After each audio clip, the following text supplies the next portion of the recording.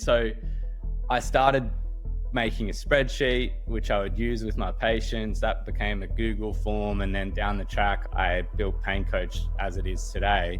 Today's episode dives into a problem every clinician runs into, but few know how to solve. How do you turn the complexity of chronic pain into something simple, actionable, and measurable without falling into the traps of oversimplified quick fixes or esoteric biopsychosocial theory? I'm joined by physiotherapist and pain coach founder Lachlan Townend, whose own experience with persistent pain pushed him to build one of the most innovative clinical support tools I've seen. We talk about why patients don't want complexity, how to move from hero clinician to trusted guide, how lifestyle factors actually influence pain when you track them over time, and while manual therapy research and social media each hit their limits in very different ways. If you've ever felt stuck between providing short-term relief and creating long-term change, or if you wished you've had hard data to guide your clinical reasoning, this conversation is for you. Stick around to the end. We get into how AI is about to change pain care, what the next evolution of pain coaching might look like, and how you can start using Lachlan's framework and tools to transform outcomes in your own practice starting this week. Now, on to the episode. This is the Modern Pain Podcast with Mark Cardula. I'm wondering if you could share a little bit. This is a common thread that, Lachlan, you've dealt with some pain challenges yourself. I'm wondering if you'd be willing to share kind of that and maybe how it's influenced your work as you've kind of got to it today. Back in 2020 was when it all started for me. And it was just a bit of groin pain. I was training for a half marathon, the Gold Coast half marathon down here in Australia. And I got some pain. There was some pretty stressful life events going on at the time.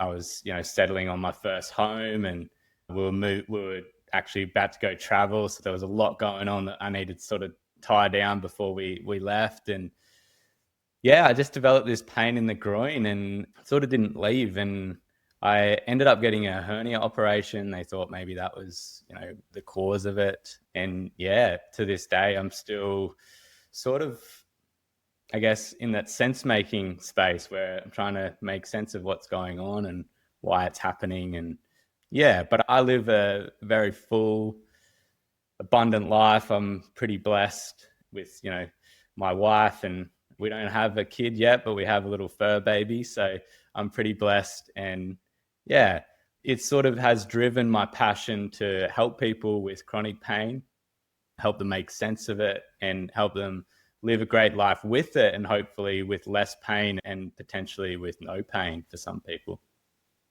Yeah, obviously that can be an opportunity for some people, which we'll speak to more. I always think it's fascinating. Similar with me, I've had my low back issues off and on, herniated disc, and it's always been around. Similar when I was moving, making a big transition in life and under a lot of stress, not sleeping well, probably not eating well, probably, just not at the peak of my resilience factors as a human. So it's always interesting how those things can line up and it resonates too with patients too. I think it gives you some, do you find that helps you with patients have a little bit of a strategic kind of where they almost see you're walking in their shoes a little bit where, you're dealing with some challenges in your own right that you have a little bit more maybe legitimacy in their eyes?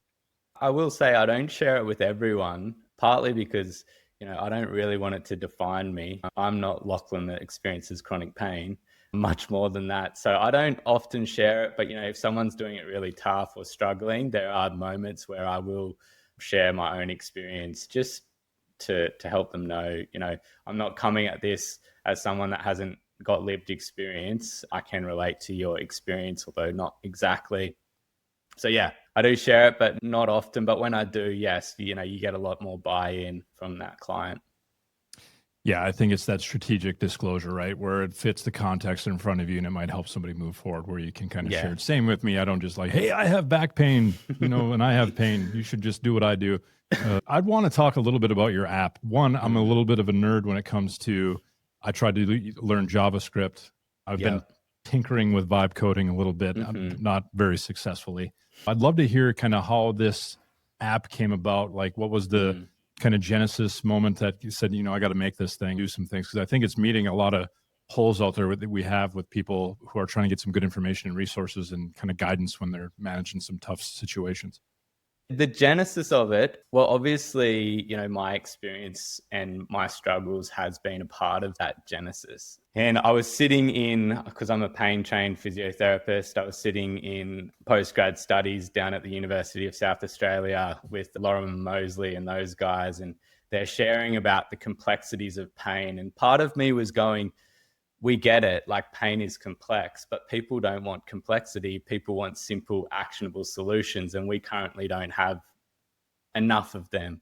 We talk a big game when it comes to the biopsychosocial, but really it becomes very esoteric and a bit woo-woo, and sometimes lacks a little bit of scientific rigor. And it's partly because it's just so complex and multifactorial. But my goal or my aim was to come up with some innovative solutions, simple, actionable solutions to the complex problem of chronic pain. And so after I'd finished that course, I was, just reflecting on what I could do. And lifestyle factors are very important, we know, when it comes to chronic pain. And so I started making a spreadsheet, which I would use with my patients. That became a Google form. And then down the track, I built Pain Coach as it is today. So it's sort of been, just constant improvement of my own clinical work, and then realizing, man, there's something in this. Patients are liking it. Why don't I open it up and roll it out to clinicians? So I'm not a tech guy, Mark. So my first job was, I need to get a tech guy. So my tech co-founder, Evan, has been awesome. We have a very closed quick feedback loop. So, we'll get feedback, we can address that pretty quickly and then roll out those updates. So it's been really awesome to have a tech co-founder that is on the same page, on the same mission, to ultimately, hopefully, bring a world that has less pain and suffering. Yeah. So the tech and clinical side, I think that's such a great combination, especially in today's day and age where we know technology and AI and different things are, moving forward so fast. I mean, faster than I remember it moving. It seems like when I was way back young, when the internet first came out, it was like such a earth shattering thing. I'm wondering, like, where do you see AI in this whole thing? And I don't know if you have any plans on involving that in your app, or how you've seen that maybe impact the landscape. We definitely do have plans. So in a nutshell, Pain Coach is a clinical support software that helps take some of the guesswork out of complex pain and persistent pain, looking at the 5 lifestyle factors of sleep, exercise, social connection, nutrition, and psychological distress, and working out correlations and insights and trends around those factors and how they relate to pain. So the algorithm does provide those correlations, but where we're thinking of heading with AI is allowing the clinician to ask questions of the data that we don't have built into the algorithm. So to give a little bit more freedom to the clinician in terms of, okay, well, we see that this is related. Say, for instance, when it comes to exercise, they might see that exercise is strongly related to reduced pain, so that when they do more exercise, they have less pain, say.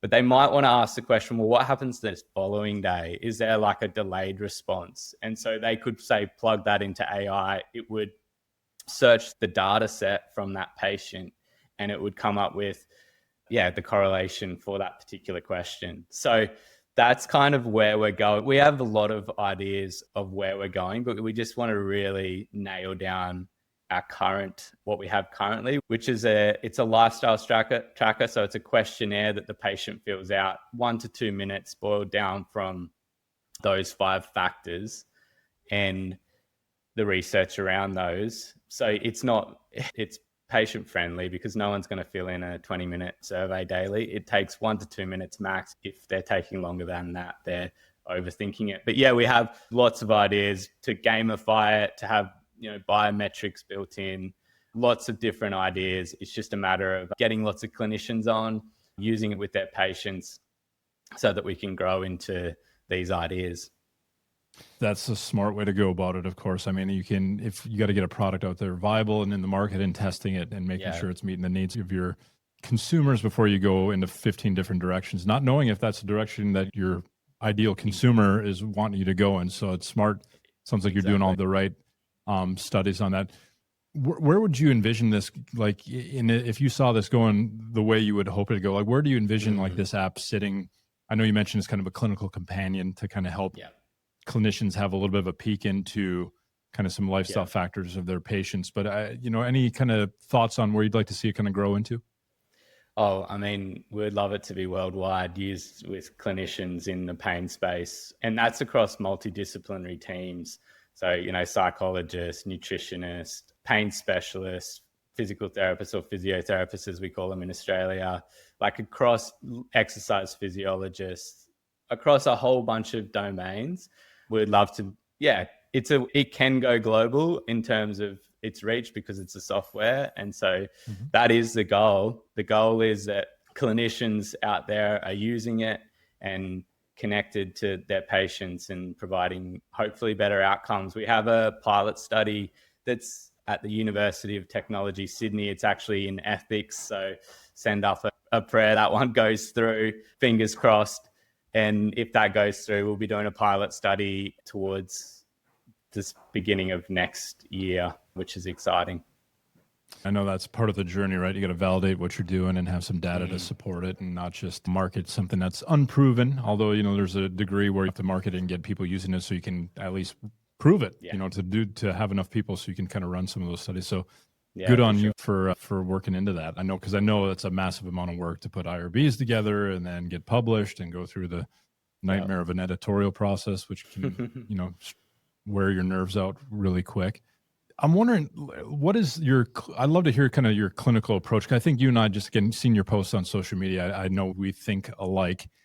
Where do you see the challenges in physiotherapy? Because I love the lifestyle stuff. I mean, we see the research showing how that is often very predictive on, where people are going to go. It's got some prognostic capacity. I don't know how it is in Australia. I have a feeling because I have some friends over there. But how is the evolution? I mean, you guys are like Noy Group's home base, Lorimer Moseley, David Butler's home, where you would think if anywhere was on the forefront of pain practice, it would be Australia. Like, what are the challenges you see there? Because I'm sure there's good and bad just like everywhere. I mean, where do you see the struggles still of like really updating kind of current practice over there? There's a few ways to go with this question. I think one that like incentive structures don't really align with good clinical outcomes because you get paid better as a business if you are providing short-term solutions to pain. So that incentive structure, and that's just in physiotherapy world, but if you look in the orthopedic surgical world, it's the same thing. In pharmacology, it's the same thing. If you can provide short-term relief, incentives don't really align with outcomes. They align with frequency of use or whether that be clinical encounters or the drugs or surgical interventions. So I think that's one big challenge is bucking the trend of those incentive structures. And maybe I can't control some of those because they're sort of systemic. So potentially policymakers and those kind of things, changing those over time as the research develops. So that would be one side of it. The other side of it is I think, like I love Lorimer Moseley and Noy Group and those guys, but I think there are some limitations and flaws. And I think the flaw is that the biopsychosocial model is very esoteric, woo-woo, and hard. It's hard because it's multifactorial, right? So how do you then do really robust research around that? And that's not to say there's not robust research coming through, but I think in clinical practice, that research translates pretty poorly, and we talk a big game when it comes to biopsychosocial, but in reality, we're not measuring, we're guessing, we're making assumptions, and it becomes a little bit too woo-woo for me. And likewise, I think the body damage side of the equation is still very important. And I think potentially there's a little bit of push to and fro between the different camps around, sometimes people are too sort of brain or nervous system centric, and other times there's a whole group that are very body centric. And I think if we could join forces, there'd be much better outcomes for people living with pain. It just seems like that whole divide is such a encapsulation of like where we are in the social media age culturally. Like you're either one side or the other. And if you're in the middle, neither side really cares for you all that much because you're not as far brain as you need to be, or you're not as far body as you need to be. Exactly. I spoke to Bronnie on the podcast not too long ago, Bronnie Lennox Thompson, a mentor friend. And she had mentioned she kind of left the whole biopsychosocial word because it just comes with a lot of baggage, and it's not really, it's more whole person complex. There's just it's almost a little bit reductionist too, right? Because we know pain is so complex, and it does the body, the nociceptive component remains a very important part for some people. I mean, and having a process to determine how much you need to maybe delve more central nervous system training based things versus modulating peripheral signaling from the tissues, or doing a little bit of both, but having a reasoning process that allows you to kind of determine, and then most importantly, with the patient leading the way and us kind of working as a guide. I know that's been one of the things I've seen you on social media talking about, how we need to position ourselves more in that kind of guide versus hero mold. Yeah. Has that been something you've struggled with in your journey? I know for me, I had my hero pursuits of a manual therapy Jedi pursuit where I was going to try to fix things with my hands. And that was the complexity, was just because I didn't have enough, levels of manual therapy training, and, obviously burned out on that quite quickly. I'm wondering where your journey with that whole transition from, the hero to the guides, how that's gone for you. I'm 7 years out of university. So I don't think I ever really went down the hero manual therapist. I think I was quite skeptical from the get-go, and that was probably just a matter of timing and when I went through university and some of the questions. And I'm naturally a little bit of a skeptical minded individual, so and it's interesting, not to mention I have had a lot of pressure, especially in early career, to be very manual therapy heavy by my bosses of the past. So I certainly went to multiple different courses around manual therapy, and every guru believes that their technique is the right one. I do find it very interesting, and I've definitely shifted away from that. That the problem is that I've shifted away from that based on integrity. And it's interesting when you say that you've got integrity. It's better if someone else says that to you than you stating it. But my integrity has moved me away from hands-on treatment, because when I explain it in its true light and context of what it does, the reality is people don't want it as much. If I say, look, we can do hands-on treatment, it'll give you 24, 48 hours of relief. It's not going to fix you. It's not going to change your overall trajectory. Generally speaking, they go, okay, let's do something else.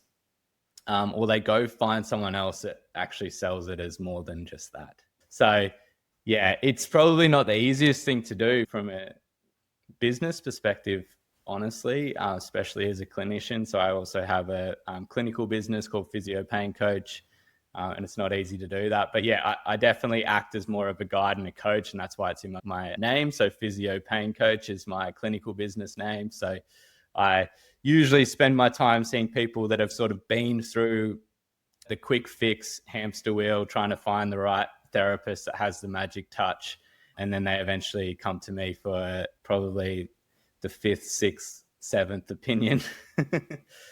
Yeah, I can relate to that. I think it just goes to where how much of that is so much ritualistic and clinician, and it aligns with the research, clinical equipoise and clinician beliefs, how well that determines how that intervention you deliver is going to really, deliver the outcomes or that short-term change. And then there's the whole argument of the therapeutic window. And I get it. I've come a little bit because I went completely pretty, I don't want to say anti-manual therapy, but very disenfranchised, I guess. I don't think it's, if you do it, okay, but it should not be the highlight of your care with somebody. If it's a little bit of a supportive part of things, but especially if you're working with people in your population where they've been there, they've done it. Sometimes I think as clinicians, and I probably was this clinician earlier in my career where they just haven't seen me, that they haven't seen these hands. They haven't seen the things that are going to take them over the finish line this time. And I just think, I think too, as clinicians, we get overly identified with, what we do, like intervention. And I think one of my biggest things, and I don't know how it is in Australia, but this need to be identified as a manual therapist, and that it carries some sort of, I think it honestly limits ourselves as a profession of really attracting people who, and showing us as a well-rounded clinician, not somebody who's just set on, hands-on techniques. Mm-hmm. Again, some people can specialize and do some, like but maybe you do. I'm not a huge fan of dry needling, but yeah, it's another option that can possibly short-term modulate pain. Manual therapy, sure. There's all sorts of massage therapy, great. None of it bad, especially if there's a good thinking process and reasoning process. Mm-hmm. What's been your view on that as far as I know you've grown up in a time which I wish I'd grown up, because I would have saved like 10 to 12 years of pursuits of my manual therapy training and would have, learned some good things from some good people. I would have still probably maybe learned all the great things of like fellowship or like a clinical reasoning, critical thinking type stuff, but not where it needed to fly under the manual therapy banner. Is that kind of similar what you see in Australia with some of the kind of really clinging to that identity? I would say there are a few, yes, but I would say that we're perhaps, I don't know what this America's like, but I'd say that we're, especially young clinicians coming through, I don't think that's the case, but there's certainly still people that want to be, sort of hang on to that manual therapy tradition. And look, I'm also not against manual therapy. Providing short-term relief for someone that needs it is very important. I'm against uninformed manual therapy where the patient thinks that you're going to deliver something that it just doesn't do. And if they're informed and they want short-term relief, I also will do manual therapy. But I try to definitely guide them to the things that I think will provide lasting relief. And that's around that whole system, whole person kind of care, where we look at the lifestyle factors. And most of my patients have persistent pain, are set up on Pain Coach with me, and we're working out which factors are contributing to their pain, going from there. Yeah, it sounds like a well-reasoned and patient-centered approach for sure. I've always wondered this, and I'm curious what your thoughts are, is like we get conferences and, all the things where, we'll have the weekend course where there's a bunch of clinicians in the room and we're all, rallying together, giving our good dose of confirmation bias that we're all got it going right and things. And again, that's not necessarily bad. We should, get together. But I sometimes wonder, and I'd be curious with because I know you're making a direct to, it's clinician product, but it also, I'm sure, are you marketing this at all to patients too, just for their direct use, or is it more going to be fed to them through clinicians? So from a business perspective, we quickly learned that it's easier to advertise this to clinicians than patients. Mm-hmm. Patients sometimes have to be educated before they then want to actually use something like this. And that you kind of got to generate demand where there already is demand when it comes to clinicians. And so then the patient likes and trusts that clinician, and they're more open to these kind of solutions to pain. Our advertising and our marketing is towards clinicians, and then those clinicians on-sell it to patients. So we have a wholesale model. So basically the clinician purchases the subscription credits at a wholesale price, and they can on-sell that at up to a 40% profit margin is our recommended retail price, but they can just give that on at cost price if they want. That's completely up to them. So that's kind of how it works. I think there'll come a time when we do advertise to patients, but the patient has to be connected to a clinician. That's the way the app is designed. So one of the positives for clinics out there is that our goal is to get patient demand and then link them to a clinician that's using Pain Coach. So yeah, that's where it's at the moment. I think that where I was going with this, and you definitely spoke to it, is we try to change public, like what the problem is, a public, health problem, right? It's pain through this, peer-reviewed talk at conferences, do these things that are not on the front lines where people are, right? Yeah. And I'm totally on board with your clinician model to get patients into the ecosystem. I think we do a horrid job, and we have now, a unique opportunity. YouTube, TikTok, whether you like social media or not, that's where your people in pain are hanging out. Mm-hmm. And we have the opportunity to give them a message, because a lot of those folks are looking for answers because they're looking for their 6th, 7th, physio who's going to have the magic hands or whatever it may be that if we can interject a message that reaches them, that, hey, person who's searching for their fifth person, I have a different thought for you. Here's a solution I think that's actually might help you. And here's some people that we've done this with. I just think that's one of our weak spots. I don't know how your training was. Business marketing was just, everything I've learned about it, just with what we do with our programming and our teaching of clinicians, was self-taught. It was YouTube University, along with a couple coaching stints with some people. And I just think like it is such like we sell in the treatment room, and it's not in a dirty way, right? We're trying to sell our services that the patient should trust that we have a solution that's going to help them move towards their values and what's meaningful to them.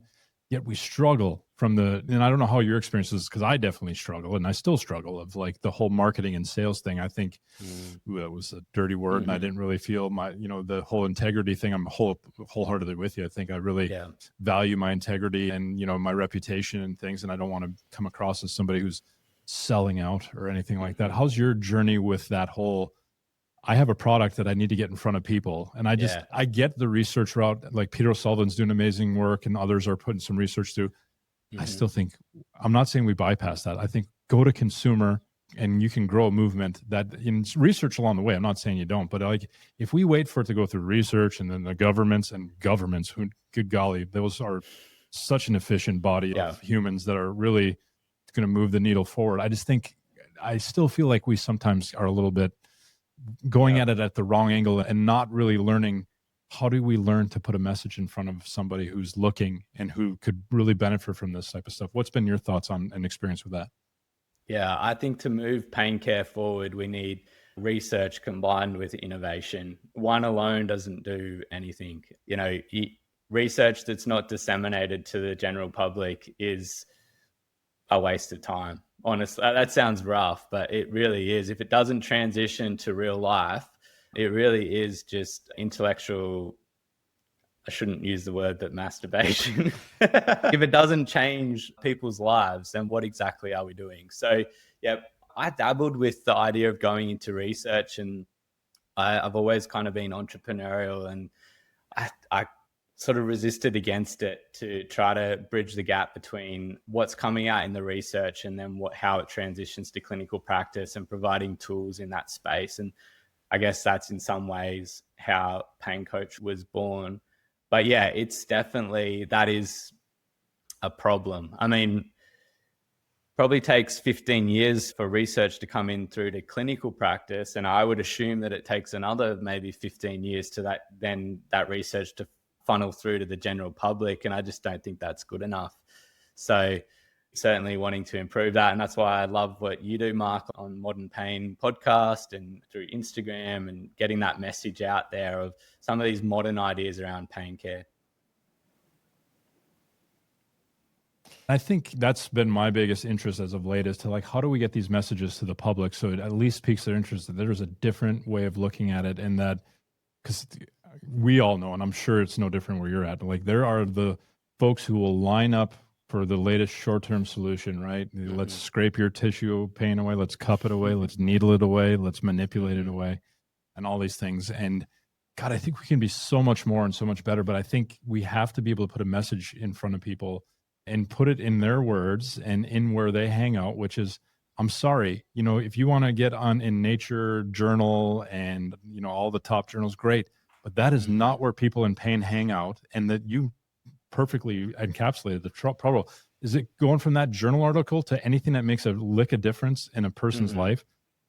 Granted, some clinicians might be impacted by it and move some of these things forward, but I think we have such bigger opportunities to have some. And again, there's histories of like public health, advertising movements around different things that have had varying success. But I think we don't need to go through some government public funded, inefficiently ridiculous, public health advocacy thing. I'm not saying we still don't need people with our voices in there to help, but man, I think if we steered our resources to putting messages like in podcasts, in YouTube videos, and TikTok, yet I don't see, our professions and stuff doing that. There's plenty of people that I cringe on Instagram. Half the time I have to bite my tongue with what we see out there on social media. But it's a problem.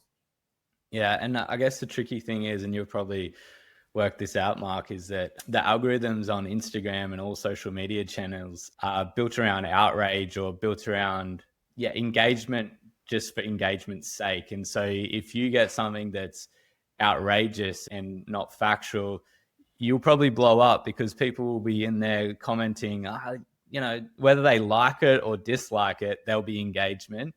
And so it's hard to be a nuanced clinician that understands the complexities around pain, but then also make traction in the social media world where the clickbait title really pays off. And I've played that sort of game, like fine line. And, I think at times that's where probably people think I'm a real hater of manual therapy. And it's probably not actually. When you talk to me, it's probably more nuanced than that. But to get clicks and to get engagement, you kind of got to buy in there. So I'm looking for the ways of things that I truly believe, but that also will create outrage so that I can still be a person of integrity, but create the engagement that's required for social media to get a message out there. Sadly, that's just the way it is at the moment. I think there is a language you can speak in the interest media world that we live in with social media to put some things that really are just titles of videos and what's the captions you put on your videos and all the like psychology of people like to click on your video or click on your thing. Those are things that I think you can, if we put as much thought into that as we did, how many millions of ways we could wiggle a facet. I mean, we'd be far along in my opinion. What's your current big push for your app? Because we want to support what you're doing. And all you listening, I hope you will jump in the show notes and check out the app, because I think this type of stuff, if you're a clinician, because a lot of you listening, I know, are trying to get lifestyle things into your patient's world and you're trying to have them have supportive stuff. 2 minutes doesn't seem like much for a patient. I know there's sometimes tech, barriers for some folks, but what's your big push and how can we support you in getting this app to grow the way that, it needs to? Because I think these type of resources are invaluable for patients. So a pain clinician is our ideal target audience, but I think it can also work across musculoskeletal, physiotherapist, and all the multidisciplinary team in musculoskeletal care. Pain, it's a sort of a 3-step process when it comes to pain coach. It's 1, getting the patient to fill in data. 2, the algorithm analyzes that data and brings about correlations and insights and trends.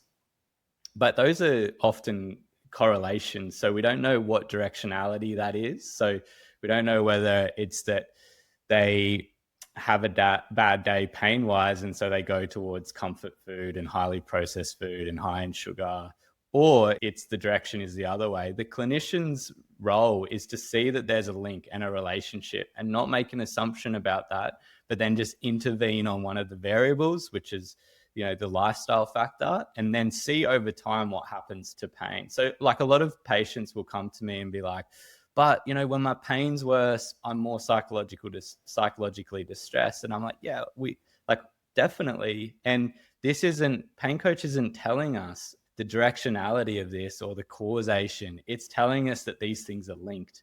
Our role now is to try to make a habit change in that particular area and see over time, if we improve that domain, what happens to pain. So that's the approach of pain coach. So it's a clinical support tool. It's not to take over the clinical decision, but it's to aid the clinical decision around which lifestyle factor is most important. And I thought you were going to come in there, Mark, but no, I was just going to say, I think what better way, like we harp on in like my training, test, treat, retest, right? Where how awesome to have data. Now, lifestyle interventions, and I'd argue any real pain program, it's not going to be like within session change and there's a massive, a lot of these changes happen over time. So having the ability to collect data over time, so you're testing your lifestyle and you're identifying there's something linked here. I can see, this, nutritional factor, whatever it is. Let's intervene, let's coach, let's guide, let's do things that maybe, and then educate the patient, obviously with some good stuff of how we know inflammatory components and gut health and all that stuff might impact their pain experience. And then, hey, patient, let's test it out and do this. And we're going to look at your data through this app for the next, I don't know, however long we need to kind of see when trends start emerging. But I think it's so nice to have that data to be able to see as lifestyle factors are changing, plotting that data over time to see, is it making a difference, right? Is that how you foresee it being used, kind of as almost like a way to kind of test if you're kind of aiming at the right lifestyle interventions that's moving the needle for your patient? Yeah, spot on. I think, a lot of our patients are lacking resources because of the burden that is pain. And when we talk about the biopsychosocial model, really boils down to habit change. And it is really hard to change a habit, especially when your resources are low. And so Pain Coach helps identify the factors that are most influential or most related to your pain so that we can address these changes. I'm a strong believer that you're a small habit change away from lasting pain relief. And it's the 1%ers, it's that sort of compound interest or compound effect where if you do the small things well over time, things will improve. And pain is modifiable. Pain can be treated in that way. And we see that with some of the trials that are coming through. So that's where Pain Coach is positioned. What I find really cool about it is that, we can educate on pain science until we're red in the face. But there's something about interacting with your own data and seeing that data that's unbiased. It's just what you've put in, and the aha moments and the penny drops for many people. So I actually don't even look at it, because a lot of people are a little bit hesitant to sort of pain science conversations. I don't even make the assumption. I say, hey, we know that in the research it suggests that these factors matter. I don't know how to determine that for you. We could do this funny dance that we often do as clinicians, and previously I used to do, where we try to get them to unpack the last month and how they were sleeping and how that influenced their pain. Most of them can't remember what they had for breakfast. But let's not make an assumption. Let's just start filling this out and let's see. Potentially there's none of this is correlated to your pain.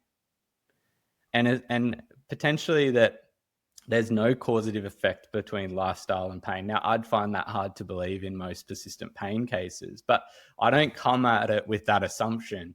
I allow their data to collect that and determine that for us. And some of the most vehemently against pain science patients out there have said to me, we love Pain Coach because it doesn't stigmatize, it doesn't make assumptions, and it's real data rather than this esoteric woo-woo that often is the biopsychosocial model. So that's been cool to see. As I'm hearing you talk, I'm thinking, we get so excited when we can make those quick changes, which we know I don't get excited about. Oh, you can needle it, make it feel better, scrape it, tape it, pop it, mold it, whatever you want to do. It's got the, like putting in the work in playing the long game with patients, which I know obviously maybe we do some of those things, but like some of the interventions we're doing with lifestyle, we're literally trying to change their biology, right? We're trying to like have their, change some of the inflammatory set points of their body. These are things that take time. And like, I think having something like this where we can start seeing trends form and, educating our patients that, this is something we got to test and let your body and let your data tell the story. And I think that can open up some large ahas. I've had numerous patients where, of course we could do some short-term things, but it was, some of these changes that took them really adapting and habits building over periods of months for some of the patients before there was like major impacts. Because a lot of these things have been habits. They've been going on for decades, if not multiple decades for some people. And we're going to just expect within a 6-week plan of care, that's going to just, their biology is going to completely make a 180 and change like that. I think having apps like this that can help people see trends over time can start validating what we're doing. But I think this instant gratification as a clinician pressures us to kind of look past, some of these things. And again, there might be some people where, there's obviously a lot of contextual things around exercise, right? You start getting people to start engaging in healthier movement things. There's a lot of psychological boosts and things that, they're starting to feel better about themselves and a lot of things. But, I do think having something like this to help people measure, change over time and see, retest some of the things over time of what we're investing in with lifestyle change and behavior change and habit change, like you said, could be huge for people that are looking to, because I want to we'll finish after this because we could talk probably for about another hour and a half, I know, but and maybe we'll have you on for another episode just to kind of, as this is developing, I'd love to hear how things go and where, as things kind of develop and grow, where we're at with it. But where can people, if they're interested in maybe using this in their practice and being able to track, how lifestyle changes are helping their populations over time, where can they go to get in touch and maybe get access?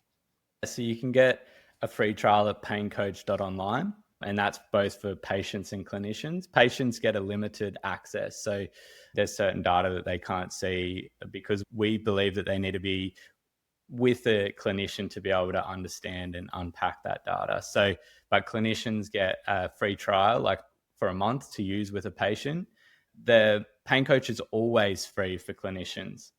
Where it's a free trial is that to use it with a patient, you have to have credits or have to have sold them a subscription. And so, yeah, it's a wholesale model where we sell the subscriptions to the clinician, and then the clinician sells those subscriptions to the patient. And that's how we make money. The clinician makes money, and the patient gets hopefully better outcomes. And I'm confident that it will, but we're waiting on this pilot study and, that's to be confirmed, but we definitely, when it comes to the data and the research, it's all gone into this little tool called Pain Coach. So yeah, I think it's exciting times. I'm excited to see how it plays out. And for those of you listening, I hope you take advantage of it. It's something I think I'm going to definitely be looking in for my practice, especially. I mean, if you're a cash-based physical therapist or physiotherapist or somebody who's running a private practice, I mean, the ability to have this as a revenue source that isn't just fleecing people for money. You're not having people lay on a table for $3,500 for 20 sessions over 3 months. This is something that can move the needle for their life and change their health and their well-being beyond just pain. Like a lot of these things, lifestyle-wise, obviously have multimodal, multi-system effects that can move people in a positive direction. So definitely check it out. Check out the show notes, and we'll have all that information for you linked below. Lachlan, I want to thank you, man, for your time tonight, and thank you for all the amazing work you're doing. I know what you're doing is not easy. I know that comes with sleepless nights, and it comes with a lot of stress to launch something. And entrepreneurial work is not for the lighthearted, for some of the things you have to go through it. So thank you so much for what you're doing. My wife has put up with a lot of sleepless nights and stressful moments. So yeah, I'm lucky to have her, and it's a big mission, but I'm passionate about it, partly because of my own pain problem and that empathy that drives it. So, we'll get there. We're excited about what's happening. So thanks so much for having me on the show. It's a pleasure to be on the show. I've been listening and checking out your social media stuff for some time. So yeah, thank you so much for reaching out and having me on the show. Absolutely, man. Well, we're all pulling for you and definitely happy to support you. And folks doing work like yourself, it's not hard because it's well needed and it's filling a massive need in the marketplace. So thanks again for that. For those of you listening, we'd love if you could subscribe. If you know somebody who's looking to get in some lifestyle coaching, pain coaching and things, and needs some sort of supportive software to help them kind of measure what their patients are doing and the changes they're making, share this episode. We'd love if you'd share that. Subscribe wherever you're listening or watching the podcast. We're going to leave it there this week. We will talk to you all next week.